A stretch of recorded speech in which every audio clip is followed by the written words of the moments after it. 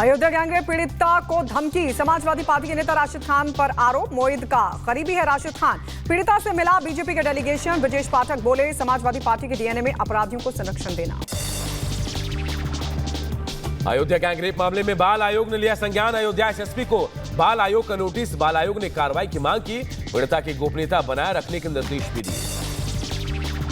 Ayodhya rape कांड को लेकर बीजेपी नेता ने समाजवादी पार्टी पर साधा निशाना। आरोपी के नाम का लखनऊ के 1090 चौराहे पर एक होर्डिंग भी लगाया। इस होर्डिंग पर यूपी के पूर्व सीएम मुलायम सिंह यादव का विवादित बयान लिखवाया गया है। बिहार के सीतामढ़ी में भीषण सड़क हादसा। कांवड़ियों से भरी ट्रैक्टर ट्रॉली नहर में पलटी। हादसे में एक महिला की मौत, 4 कांवड़ियों की हालत गंभीर। सीतामढ़ी में जलाभिषेक कर लौट रहे थे नेपाल।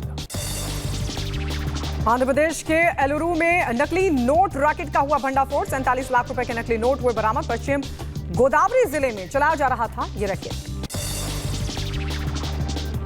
ग्रेटर नोएडा वेस्ट में सुपरटेक के निवासियों और मेंटेनेंस टीम में हुई हाथापाई।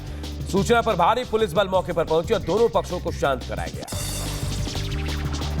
बदायूं में संदिग्ध परिस्थितियों में हुई विवाहिता की मौत। फांसी के फंदे पर महिला का मिला शव लटकता हुआ। पुलिस मामले की छानबीन कर रही।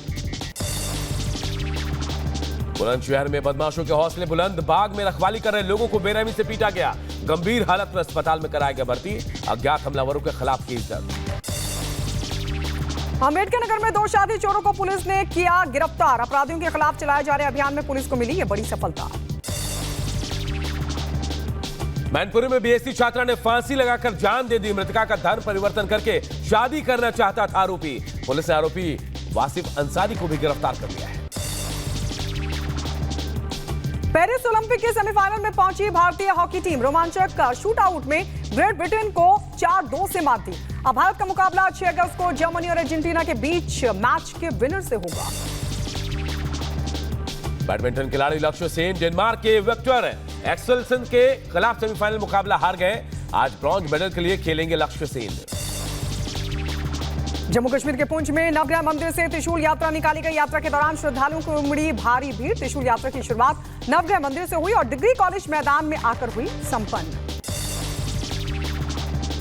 चेन्नई में पहली वंदे भारत मेट्रो ट्रेन का हुआ सफल ट्रायल। चेन्नई 20 से कटपाड़ी जंक्शन के बीच ट्रायल रन शुरू।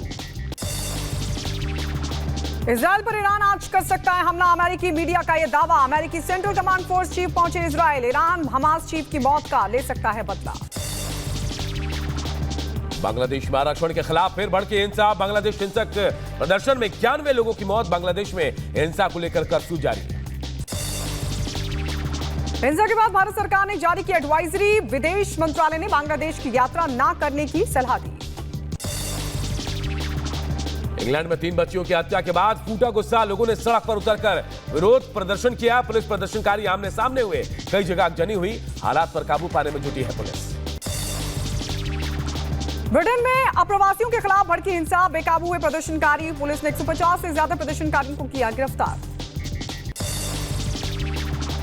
ब्रिटिश प्रधानमंत्री कीर स्टारमर ने देश को संबोधित करते हुए दंगाइयों को दी चेतावनी। कहा, नफरत फैलाने की कोशिश कर रहे हैं, उनके खिलाफ सख्त कार्रवाई की जाएगी।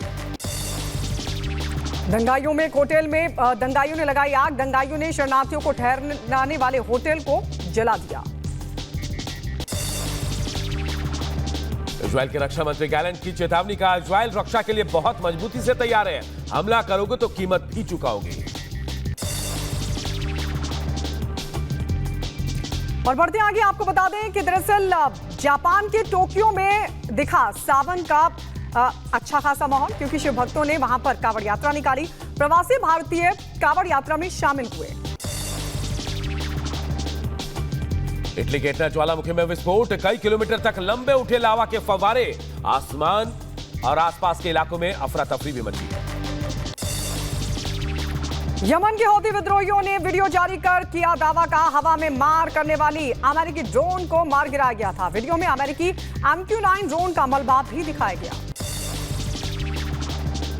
गाजा के 2 शहरों में इजरायली सेना का भीषण हमला। स्कूल पर हुए हमले में 25 फिलिस्तीनियों की मौत हुई। इजराइल के प्रधानमंत्री नेतन्याहू ने यरूशलेम में एक राजकीय स्मारक समारोह में कहा, जो कोई भी हमारे देश को नुकसान पहुंचाएगा उसे जवाबदेह ठहराया जाएगा।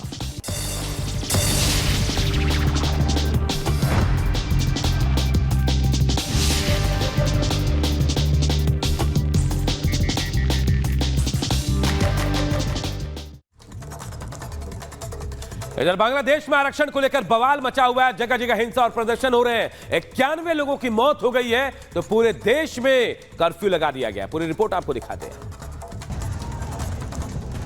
प्रधानमंत्री शेख हसीना के इस्तीफे की मांग कर रहे प्रदर्शनकारियों और बांग्लादेश के विभिन्न हिस्सों में सत्तारूढ़ पार्टी के समर्थकों के बीच रविवार को भीषण झड़पों में 14 पुलिसकर्मियों समेत कम से कम 51 लोग मारे गए और सैकड़ों घायल हो गए, जिसके कारण अधिकारियों को मोबाइल इंटरनेट बंद करना पड़ा और अनिश्चित काल के लिए राष्ट्रव्यापी कर्फ्यू लागू करना पड़ा। ये झड़प रविवार सुबह उस समय हुई जब नौकरी कोटा प्रणाली पर सरकार के इस्तीफे की एक सूत्रीय मांग के साथ भेदभाव के खिलाफ छात्रों के बैनर तले असहयोग कार्यक्रम में भाग लेने वाले प्रदर्शनकारियों को आवामी लीग छात्र लीग के समर्थकों के विरोध का सामना करना पड़ा। ये ताजा झड़पें पुलिस और छात्र प्रदर्शनकारियों के बीच हिंसक झड़पों में 200 से अधिक लोगों के मारे जाने के कुछ दिनों बाद शुरू हुई। ये प्रदर्शनकारी विवादास्पद कोटा प्रणाली को समाप्त करने की मांग कर रहे थे, जिसके तहत 1971 में बांग्लादेश के स्वतंत्रता संग्राम लड़ने वाले दिग्गजों के रिश्तेदारों के लिए सरकारी नौकरी में 30% आरक्षण दिया गया था। अब तक 11,000 से अधिक लोगों को गिरफ्तार किया जा चुका है। Bureau report, Republic Bharat. और अब बात करेंगे बिहार के सीतामढ़ी की, जहां पर कावड़ियों से भरा एक ट्रैक्टर अचानक से पलट गया, जिसमें एक महिला की मौत हो गई, 4 गंभीर रूप से जख्मी हो गए। ये पूरा हादसा कैसे हुआ, इस रिपोर्ट में देखिए। कावड़ियों से भरा ट्रैक्टर रविवार शाम को भीषण हादसे का शिकार हो गया। सीतामढ़ी के सोनबरसा के प्रसिद्ध मड़ियाधाम मंदिर से जलाभिषेक कर नेपाल लौट रहे श्रद्धालुओं का ट्रैक्टर नेपाल के मलगावा से सटे गमियार स्थित बागमती नदी के नहर में पलट गया। ट्रैक्टर पर कुल 25 श्रद्धालु सवार थे। इनमें 4 श्रद्धालु गंभीर रूप से जख्मी हो गए। एक की मौत की सूचना है, जिसके बाद मौके पर अफरा तफरी मच गई। इस घटना में 54 साल के महिला कांवड़िया की मौत हो गई, जबकि 4 कांवड़ियों की हालत गंभीर बनी हुई है।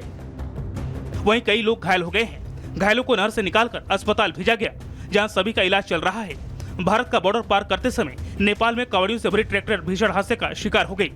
आसपास के लोगों को जैसे ही वाहन पलटने की भनक मिली, सभी अपने काम छोड़कर दौड़ पड़े। महिलाओं को महिलाएं संभाल रही थी, वहीं पुरुष व महिलाएं पानी में उतरकर सभी को निकालने में मदद कर रहे थे।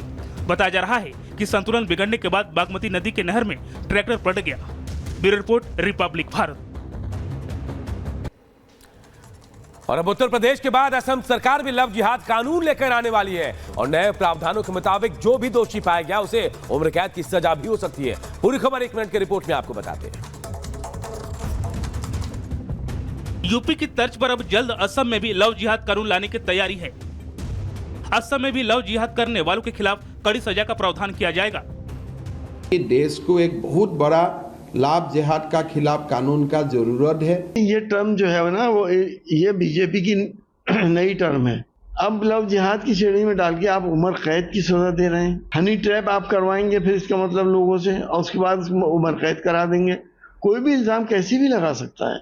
इसका कितना जबरदस्त मिसयूज होगा। शर्मा ने यह भी कहा कि जल्द एक नई अधिवास नीति पेश की जाएगी, जिसके तहत केवल असम में जन्मे लोग ही राज्य सरकार के नौकरियों के लिए पात्र होंगे। इसके अलावा अगर कोई मुस्लिम हिंदू की संपत्ति खरीदना चाहता है या कोई हिंदू मुस्लिम की संपत्ति खरीदना चाहता है तो उसे सरकारी अनुमति लेनी होगी। अब विपक्षी दल हिमंता के ऐलान के खिलाफ मैदान में उतर आए हैं। Bureau report, Republic Bharat.